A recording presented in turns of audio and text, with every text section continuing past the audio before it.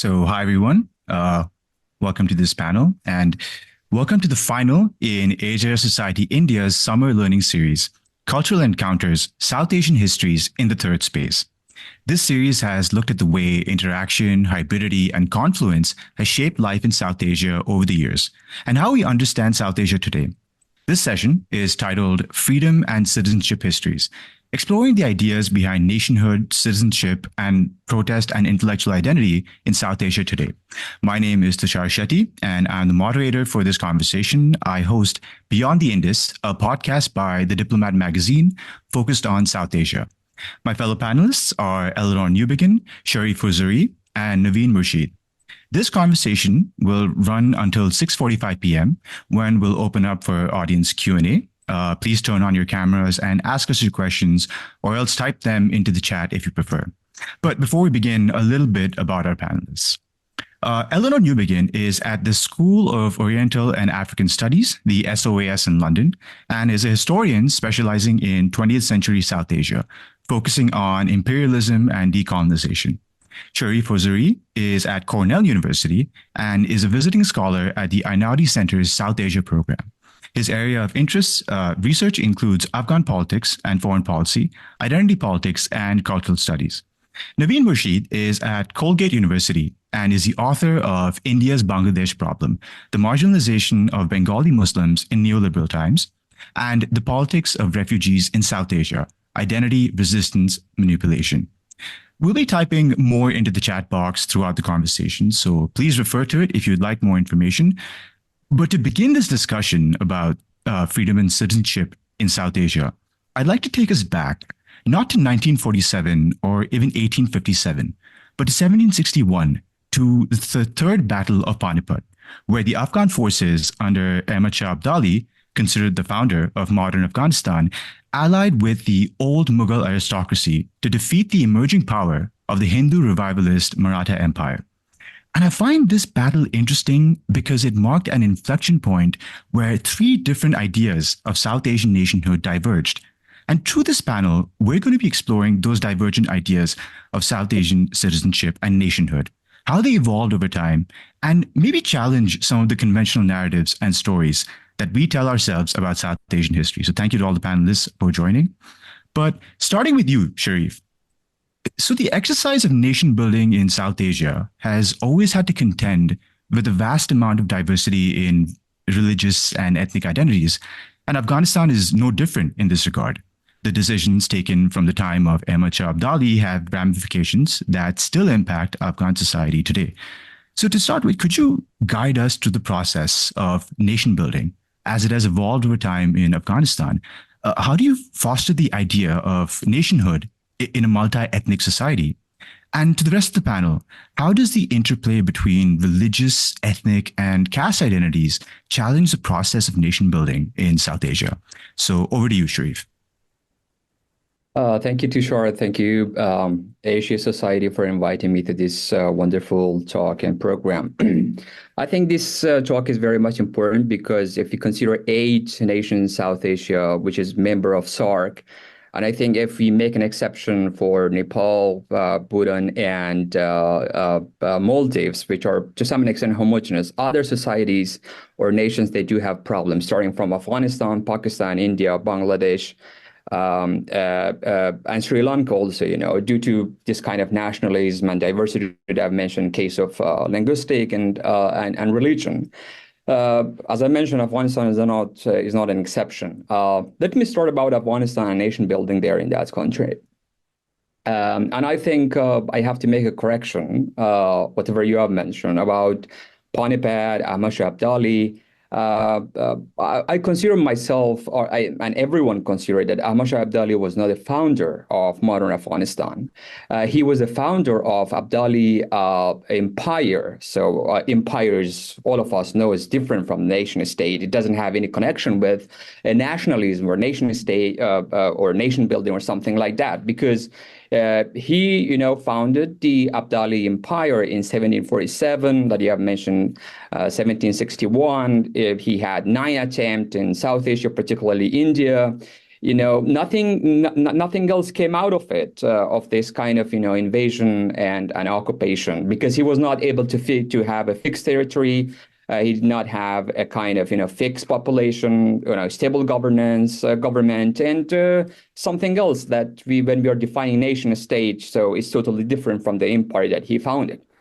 I think modern Afghanistan, with the current political map that we are having right now, came up in 1880 and afterwards, when Abdurrahman Khan, with a secret agreement with British India, came to power, and he started consolidating the power of himself and the power of Pashtuns in that society. So before that, there was no kind of nationhood in that country. Afghanistan, had tribe and sub-tribes, and the people were affiliated their identities to them, and they were proud of that one. So you had a different autonomous region in Afghanistan. It was not even the current Afghanistan with the current map right now. Territories were not conquered. There were many tribes. They were independent. Autonomous. So let us start from 1880 onward. This is the time that Abdurrahman is starting to consolidate his power, making this kind of nation state to some extent, we can say a modern one. He's starting having a fixed territory. Northern part of territory of Afghanistan with Russia is coming up. Southern Durand Line agreement is coming up in 1893, And later on, there is a fixed territory, a fixed nation, a fixed population, and then started having a proper administration and government. Before that, as I mentioned, it was not like that. And then he had started having a sovereignty, actually, most importantly, domestic sovereignty, but external sovereignty and foreign relation was in the hand of the British India in that time. But even he started having a kind of state building, but not nation building. In that time, also, Afghanistan did not have a nationhood or something like that. So this nation building is going to be started later on in 1911 when his son Habibullah Khan is coming to power. And there is a very famous guy who's called Mahmoud Tarzi. He just graduated, lived in Turkey in that time, Ottoman Empire in Damascus, and he get introduced with this nationalism ideas from the West and young Turks in Turkey. So he's returning back to Afghanistan. He's starting having, this introducing this nationalism ideas to the Afghan society through a newspaper called Sirajul Akhbar. And later on, he's renaming that one Sirajul Akhbar al-Afghani or Sirajul Afghaniya. When we say Afghaniya, means this Afghanness or Afghan is coming up. He keeps saying that we should start having a kind of nation which called Afghans. It should not be Hazaras or Pashtuns or something like that. There should be an Afghan. But you probably know that Afghans has a pretty much connection with the Pashtun things. So they started wanting to have this kind of Pashtun things.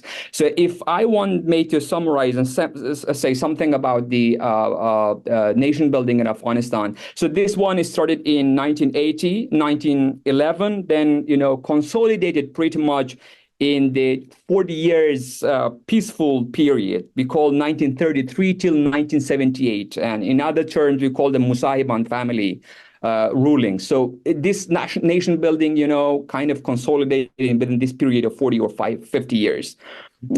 If I may, categorize it, I think Afghan nationalism is composed of cruel nationalism, linguistic nationalism, and most importantly, official nationalism. One of my friends, Omar Sadr, came up with a book called Negotiating Cultural Diversity in Afghanistan. He's basically using from Chatterjee, Partha Chatterjee's kind of typology. He's mentioning that Afghan nationalism is an amalgamation of all these three. This Anglo-Afghan wars, Afghans' problem with the Mughal Empire and that, the Safavid Empire, Persian Empire, and later on Anglo-Afghan wars. And then the First World War, Second World War, all this external dimension, created a kind of, Afghan national identity or something like that. And later on, through these linguistic programs, as I mentioned, in this 40 or 50 years, they started having, the Pashtun state in Afghanistan started having literary association and, for example, Kabul Association, Kandahar Association, Herat Association. But later on, they came up with the Historical Society of Afghanistan. They wanted to rewrite the history based on the Pashtun identity. They wanted to create a national identity for Afghanistan. So it continued from there onwards. So official nationalism also came up. They wanted to impose these values that they created through this history and this cultural activities. They wanted to impose this one on other ethnic groups in the country. So this is the thing which started from there and continued up to now, with the Taliban in the power right away. So this is the overall, nation building, which is started in Afghanistan, unfortunately. But if I may say that, used from this dichotomy of ethnic nationalism and civic nationalism, I pretty much agree and consider that Afghan nation building as an ethnic nationalism, putting the Pashtun as an ethnic group in the center, and try to nationalize the Pashtun culture, Pashtun values, and impose it on others. So this is a kind of, and people keep saying, the scholars, that this is a kind of, internal colonialism or new kind of colonialism started in Afghanistan to erase the culture of others and identity of others, to impose this Afghan, which is affiliated and very much connected to the Pashtun, on others. So this nation building, unfortunately, didn't work. So right now, that is why you don't have this kind of sense of nationhood in Afghanistan. If you keep Afghans that, even the citizens of Afghanistan, are you Afghans, they would say that, no, I'm Tajik, I'm Hazara, I'm Uzbek, and the Pashtuns are the only, people who keep saying that we are Afghans. So this nation building did not start because it was ethnic nationalism. So that's why you ask me that what is the way out? And there's a lot of criticism about the civic nationalism or Western-centric kind of nationalism. But criticism is there. But I think if there's something good within it, why we should not copy and start doing there in our own country? There is a lot of criticism about civic nationalism, but I think that is much more better than the ethnic nationalism. And we have to learn from other nations, from our own, historical issues. When I'm saying that ethnic nationalism did not work, so because after these years and years, starting from 1880 or 1911 up to now, more than 100 years, if it didn't work, so we have to go for the optional, for the alternative kind of options, and that is civic nationalism. I think the civic nationalism is a better idea for Afghans to come to this agreement that let us have a new kind of social contract. Let us talk about what does it mean by nationhood? What does it mean by national identity? Afghans is acceptable for everyone, or no? Let us choose a different, national identity for ourselves. Let us use, even many Afghans are having problems with the country called Afghanistan because it's representing a particular ethnic group. So let us have a different kind of name for the country. Otherwise, this cycle of violence will keep continuing, and the Taliban is, repeating the same mistakes that their predecessors done. Right now, this is a total Pashtun power and forces, and right now, under the name of religion, Islam and something, they are imposing and doing the same mistake of the cultural values of the Pashtun on the rest of the society. That right now they are giving preference for the Pashtun in case of recruiting in the administration, and they are giving preference for the Pashto as a language, made right now the language of communication in governmental offices in many places. With their predecessors also did it, but it didn't work. And I think this is the best time for Afghans to come to this agreement that let us start having a different kind of approach in case of nation building, and that is a civic nationalism. And I'm sure that I don't have enough time to focus on this civic nationalism, but this can be a kind of point for me later on that I will elaborate on this civic nationalism and how it can work and how the Afghans are thinking about, and to go forward and to have a prosperous nation in the future. And I will stop here, and if there's any more questions, probably we'll talk more. Yeah, absolutely. And, Sharif, that's an important point, because we were talking about freedom and citizenship, but those ideas go beyond just the politics of nation building or managing ethnicities. It also encompasses core ideas and values, that undergird a sense of national identity that can unite people from different backgrounds. So Navine, moving to you, the conventional story, at least in South Asia, or in India specifically, is that this intellectual process began during the Bengal Renaissance with the melding of British Enlightenment values and Indic thought, which led to figures like Rabindranath Tagore and eventually the birth of Indian nationalism. Your work challenges our conventional understanding of nationalism and ideas of nation building. Could you maybe go into the problems behind this standard narrative of nationhood and national histories in South Asia?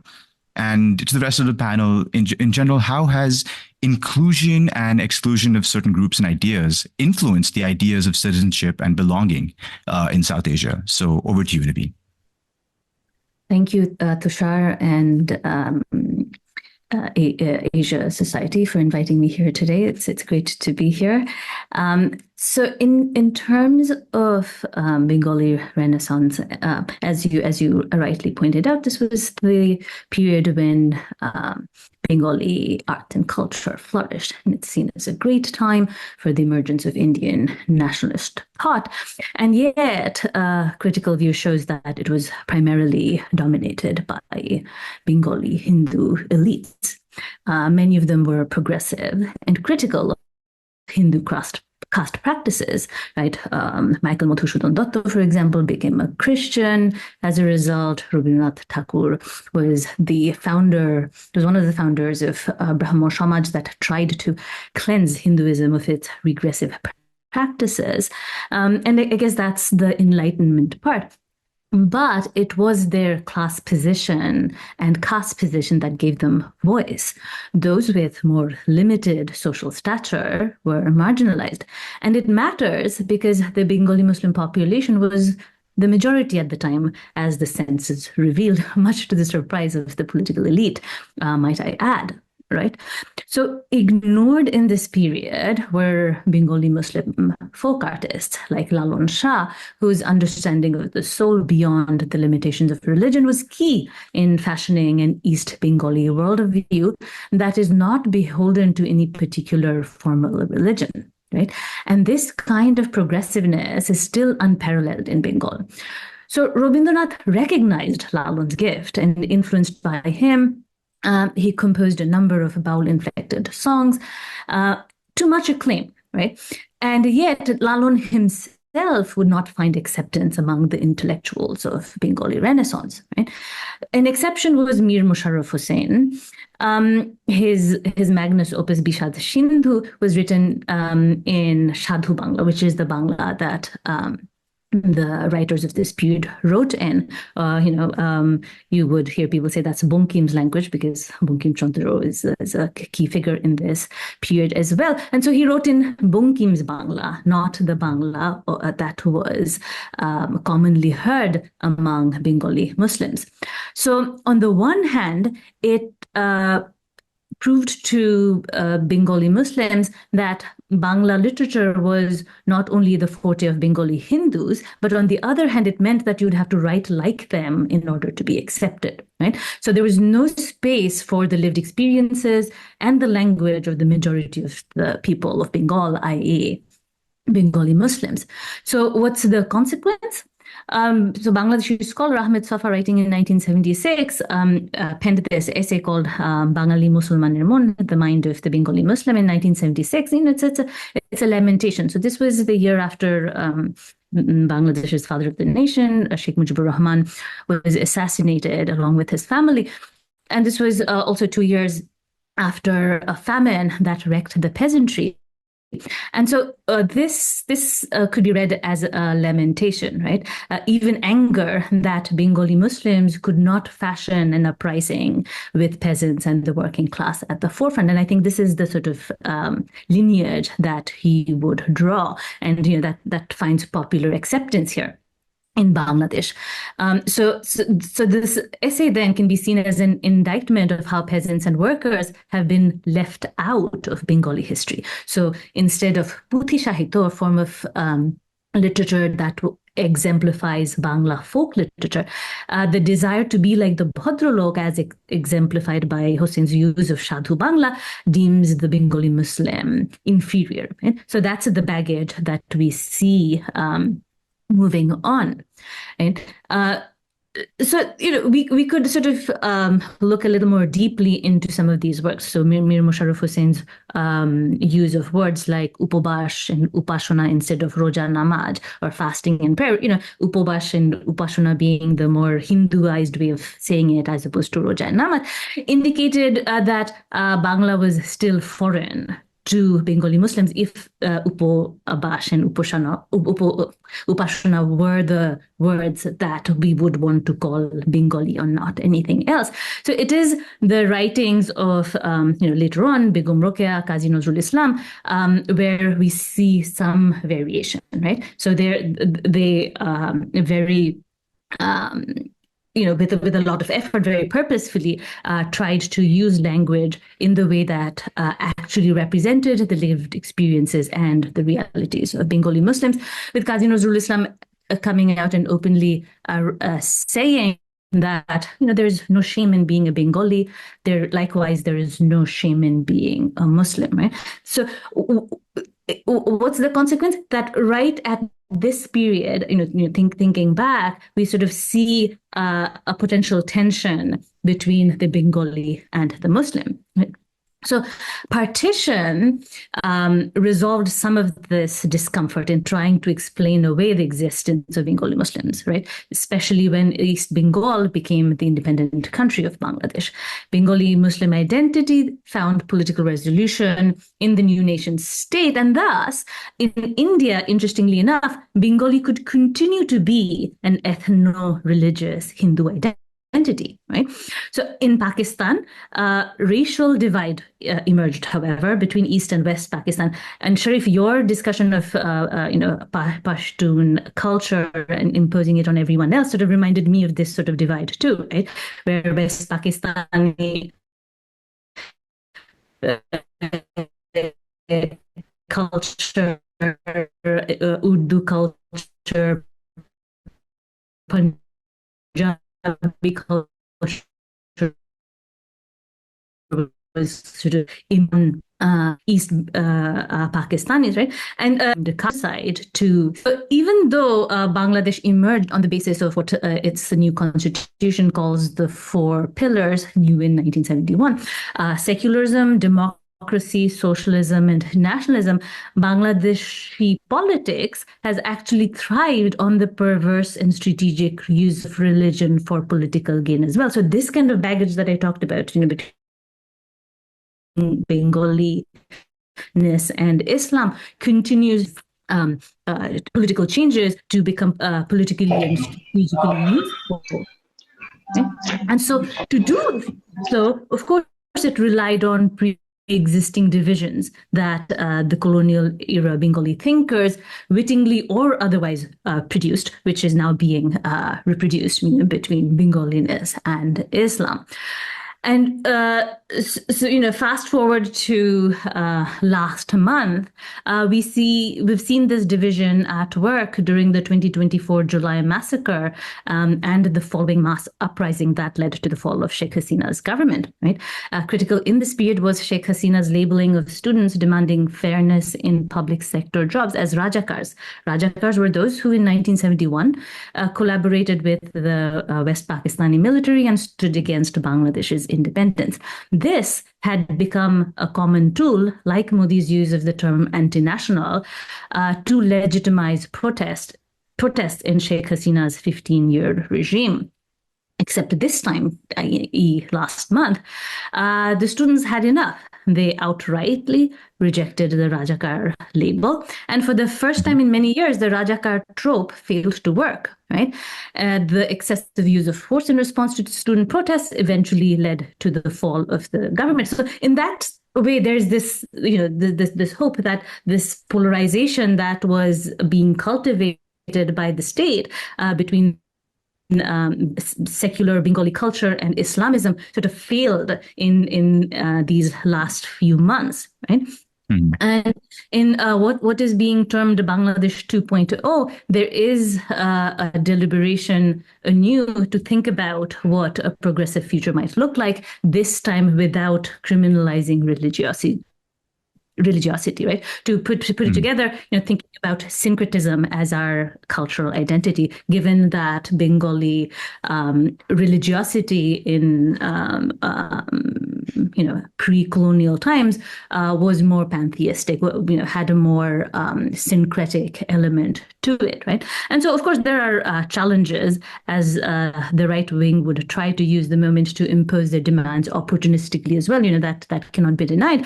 But if there's one thing that people have learned, it's that politics is a continuous site of struggle. Right? So I think I'll end there. Sure. And if I think, Navine, your audio broke a little bit in this middle part of it. So if the audience wants any clarifications or they'd like Navine to elaborate on certain parts, please put that in the form of a question or ask a question at the end of it. And I'm sure she'd love to go into some of those details, because it's an important question, the one of do the stories that we tell ourselves include everyone or do they deliberately exclude certain groups? And I suppose the other idea of modernity is also important in terms of developing a sense of national identity and economic independence. It's been a powerful driver of national movements in the 19th and 20th century. And, Eleanor, for me at least, the most striking example was when I read about the Japanese victory over Russia in the Russo-Japanese War, because for the first time you had this Asian country defeat a giant Western power, in a naval battle. It's not which requires modernity, which requires technology. And I found this interesting because of two aspects. It challenges the notions of modernity emanating solely from the West, but it also highlights the economic aspect of nation building and ideas of modernity.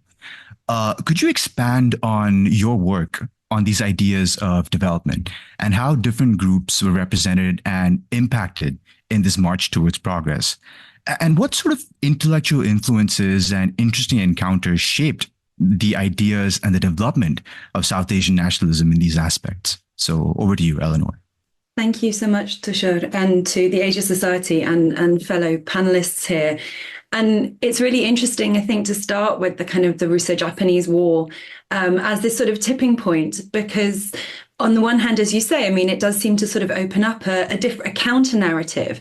But actually, it also reminds us of how important military prowess is to ideas about economic development and modernity and their histories, where we see them to come from. And I think if we sort of take that as a starting point, if we start to think about this idea about kind of the economy and building a modern economy, which was tied up very much with an idea of measurement, how do you measure your economy and its growth? That history of measurement is tied up profoundly with histories of war. If you look up the, sort of a beginner's guide to the history of GDP, you'll discover that William Petty, an English economist, was one of the first people to begin counting resources to see if the British could go to war with the Dutch. The kind of the modern GDP, although it's adapted since then, is often, it's developed to account for the US states' involvement with the Second World War, to be able to make those sorts of justifications. So actually kind of military growth, military intervention, the power of the state to wage war has been central to not only the idea of economic growth and practice, but also its history, where these processes of measurement come from. And I think that's certainly one story, and it's the dominant one we hear. But if we move to a different context in colonial rule, other kinds of questions become apparent and were very much fought for, and I think are important for understanding the wider context within which a language of development, a much more complex and rich language of development, has emerged in the South Asian context. So, I mean, colonialism from its outset produced a different set of imperatives around economic measurement, partly from Britain's first imperial endeavours in the Atlantic. The need to prove to the metropole that empire was worth it was a key component here. I mean, the idea that kind of imperialism was a good thing for the metropole was a point that had to be won. It wasn't taken for granted. And it was really challenged, not least by players like the East India Company, who were hauled in front of the courts in Britain for all kinds of kind of economic mismanagement. So already empire was built into ideas of measurement and justification, slightly separately to this question of sort of waging war. But in the South Asian context, 1857 produces a very different kind of dynamic. And the Crown, the British Crown, frames its takeover from the East India Company as a kind of debt. The cost of putting down the conflict that led to this transfer of power is given, it's put on the shoulders of Indian subjects themselves through home charges. So this arrival of Crown rule, the idea of a kind of framed very much as a civilizing mission, bringing better government than the company, emerges as a kind of debt to Indians themselves. And so already in the kind of this gives a different kind of framework for the way in which economic measurements seen and understood. It's used as a tool to justify and manage the domination of a foreign ruler. From the middle of the sort of 19th century, this transfer to Crown rule, we start to have reports of moral and material progress that seek to show in very quantified terms the benefits that the Crown is bringing to Indian society. And that's something that Indian leaders pick up on very quickly and become very adept at using similar kinds of tools, economic data and measurement, often data produced by the state, to counter and challenge the legitimacy of this idea about progress tied up with very quantified, very material kind of agendas, data-driven. And this really leads to a reworking of economic growth and the ends of progress, moving away from an idea of a state under foreign rule to focus on an idea of a nation. And Sharif, your point here about state building and nation building as being two connected but different processes, I think is really important and sort of worth thinking with in terms of histories of citizenship in the region as a whole. So within that context, I mean, Dadabhai Naoroji is widely seen to be kind of the key father of these kinds of new ways of thinking. Naoroji's very famous idea of the drain theory, that rather than bringing progress to the Indian nation, Crown rule was actually draining wealth from India into Britain. The idea of un-British rule he uses to describe this, which I think, I mean, not to read too much into Naoroji's work, but setting up a framework in which we can start to think freedom for the British and wealth for the British comes at the cost of whom for India here too. So there's a more kind of relational idea here of wealth and of progress. And Naoroji argues really that instead of bringing progress, colonialism is draining India of wealth that should be held by the nation. And so his arguments help to turn economic development away from an idea of building up state power in a very material sense and seeing civilization in a very kind of material sense. The railways that Britain gave to India is always sort of pointed to there, and starts to think here about development and progress as being something that's an antidote to colonial rule. That progress and, you know, what needs to be developed, not the state, but the people. Resources need to come back into the nation. And this is such a powerful argument. It's quickly taken up by many other thinkers who use who use elements of this argument to sort of make different points. And I think we're really beginning as scholars to unmap some of the complexity and richness of those late 19th and early 20th century economic debates. There's been a lot of work on sort of economic nationalism, but now digging into more vernacular sources, we're uncovering quite a rich world here of thinking about kind of progress and ideas of growth. But so while you start to see these arguments that are kind of counter to a material notion of progress that emanates from the West, there's also tensions in that argument here too. So, okay, development is for the Indian nation, but who's part of the Indian nation? How do you constitute the Indian nation? And that becomes a very sort of contentious point here. Do all South Asians suffer equally from colonial rule? What about class? What about wealth disparities? What about caste? What about gender, family roles? And while the kind of broader framework of questioning economic progress gains a lot of traction quickly, those much more thorny social questions become much more problematic. And we can see in the Indian National Congress, there's the main political meeting, and the social congress is always sort of seen to sit separately. Social questions are kept aside from some of those bigger claims for sort of freedom. Um, and so that's where I think it's within those social questions that actually we might kind of look at some of the more complex and interesting arguments that really sort of appear. It's a very vibrant space rather than sort of waiting until freedom. There's a lot of debate that goes on around sort of social questions. And I think in my own work, I've been very interested in the work of K.T. Shah, who's actually a very kind of key figure in that late sort of 2 decades before independence. He's part of the original National Planning Commission, but he leaves a very small archive and he's not sort of one of the more celebrated figures. And Shah is a key master of this ploy of using colonial tools, using the master's tools to undo their own houses.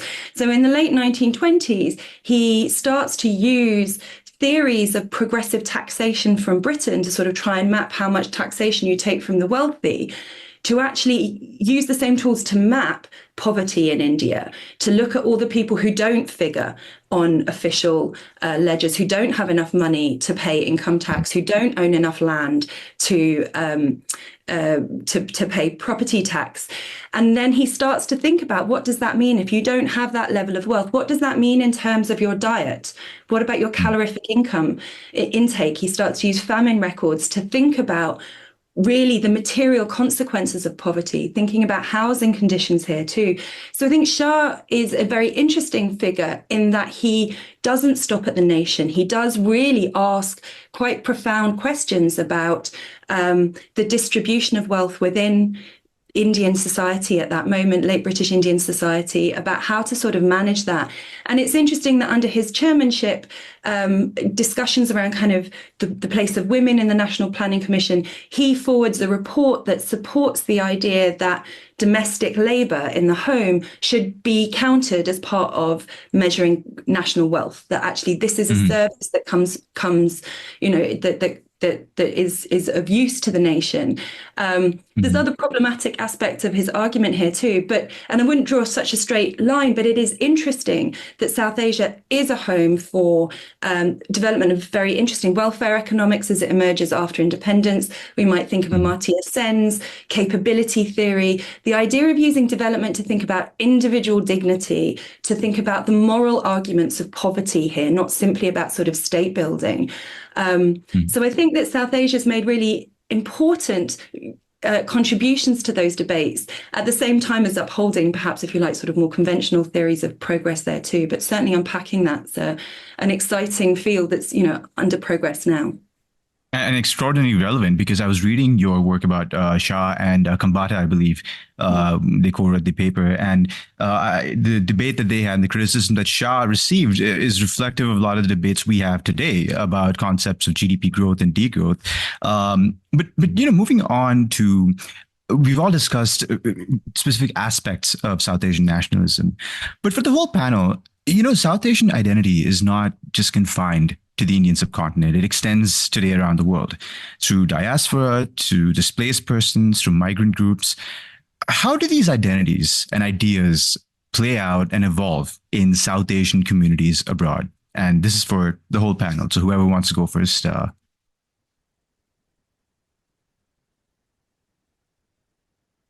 You're very polite, but I'm sure you have a lot of ideas about this. Maybe Sharif, do you want to start? Because I think, you might have some interesting insights into this. Yeah. I think it was for Eleanor to talk about like this big South Asia kind of diaspora. But since you asked me, so I will tell you something about Afghan diaspora here and how they are thinking about nation building in Afghanistan and nation itself. And I think, as I believe that what's going on there in Afghanistan, unfortunately, the same thing is happening here and abroad among the Afghan diaspora itself. It means that the same mistakes which is going on in the country, diaspora is also, doing the same thing here. So that is why when you go to the literature about the Afghan diaspora here, and the scholars keep mentioning that Afghan diaspora is incipient diaspora because it doesn't have a kind of believing in nationhood. And many of Afghan diaspora do not call themselves as an Afghan, like other diaspora, Indian, Pakistanis, or Bangladeshis, or whatever. And they are trying to get affiliated with their own ethnic identity. They are going to be called as Hazara, Tajik, Pashtun, or something like that, or Uzbek, rather than being Afghan. So I think, as I mentioned to you, we have to trace this problem back to the history of Afghanistan, which I have mentioned. I mean, that ethnic nationalism or Afghan nationalism, or I call it as a Pashtun nationalism, which started in 20th century, it's not leaving us. It is bring factions among the Afghan, population here and abroad, even forget about inside Afghanistan. So that is why it's not united. It is pretty much fragmented. And whatever they are doing in case of lobbying here in foreign countries, here in the US, Europe, even they are not lobbying for Afghanistan as a whole, as an Afghan nation for a whole, but probably I can see that there are a lot of examples they're lobbying for their own ethnic groups. That is a great problem. So that is why I think the process of nation building inside the country is pretty much important because it will affect the diaspora in a foreign land. It's very reflective of some issues I've seen with the Afghan community here in Germany, which has a substantial displaced persons community. But Eleanor, apparently you were the person to talk to about this, so maybe you want to have a shot. Sure, I can contribute. I mean, I think I'm hesitating partly because I have been thinking a great deal about the diaspora more recently in my work, and actually kind of find the term itself very slippery because I think, it's a huge group of people with also a very diverse history. And I think, actually, when Navine was talking about kind of the Bengali Renaissance here too, alongside these ideas and categories, I think this idea of sort of temporality is so important too. The idea of the Renaissance itself has ideas of sort of past, future, modernity baked into it. And thinking about the diaspora in the UK context, the institution I work in has a huge diaspora. Our student body comprises of international South Asian students and British South Asian students and South Asian split hyphenated identities from many other parts of the world too. And within those groups, there are very many important histories and differences. Thinking about the Bengali diaspora in the UK, that has a long and rich history that goes back through, long before kind of the formalization of colonial rule here too. Particularly the kind of the naval histories. And I guess what I think we see at play here is, both the kind of dynamic that Sharif is suggesting about sort of, the national, well, I think there's a strong project amongst nation states to shape the politics of diaspora. I think we can see that at play in South Asia more widely. But there are also, without wanting to sort of romanticize the diaspora, there are also spaces, hard-fought spaces for thinking about South Asian identity in different kinds of ways. And I think, for example, the recent UK census, the number of people who are returning Punjabi as an identity, again, using kind of the language divide here too, that Navine alluded to, rather than identifying particularly as British Indian or British Pakistani, say, communities around Bangla in East London, which bring together different kinds of sort of Bangladeshi identities. I think those are also heavily policed by kind of political projects. So I think both in nation states and in diasporas, new ideas or attempts to construct different kinds of identities that move beyond the categories that have been mobilized by the state involve very conscious political decisions and organization. I think, Navine, you said at the end of your talk that, politics it's a space for organizing. There's not a history to draw on. History itself is part of this mobilizing and political space. But yeah, Navine. Yeah, I mean, this is such an interesting conversation, and we cannot really do justice to it in the time that we have. But I think in the US, which is a space that I can really speak about, the diaspora is fragmented. It's hierarchical, just like our countries are hierarchical. India being the regional hegemon means that its population outside of India would have a certain claim to superiority as it interacts with other South Asians. And in the US, we see that the diaspora is fragmented by class, by history, by time spent there. And the visible Indian diaspora, by visible I also mean the loud and the vocal. They're wealthier, they have connections to political power, they serve as the model minority, they're white aspiring, and yet there's a large number of invisible Indians who are more working class, are significantly marginalized and policed, like Eleanor was saying in England. Right? Bangladeshis and other South Asians bear the brunt of racism. Well, I guess anyone of color do, but these are demarcated by class position also. But in a more hopeful sense, I'd say speaking about the Bangladeshi diaspora, I think the Bangladeshi diaspora probably has finally come of age, or so we have sort of witnessed in these past few months in the wake of the July massacre and the mass uprising.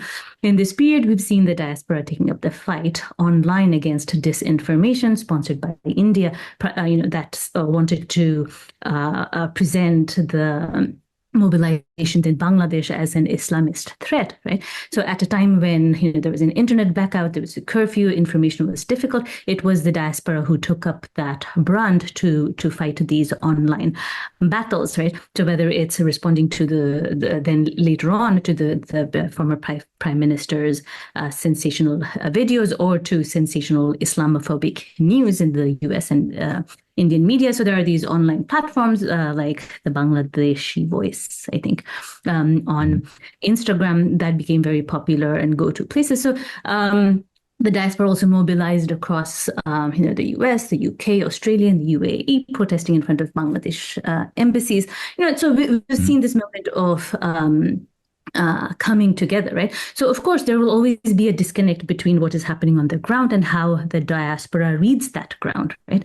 And there are complications there as well. It's that there are tensions there as well. Are they reading it well? Are they understanding what's going on? Are they inadvertently bringing in imperial forces at play in order to save the nation? Where does the savior complex come from? All of those tensions will always be there, but this was a clear instance where global solidarity was forged through the Bangladeshi diaspora. Right. So thank you, panelists.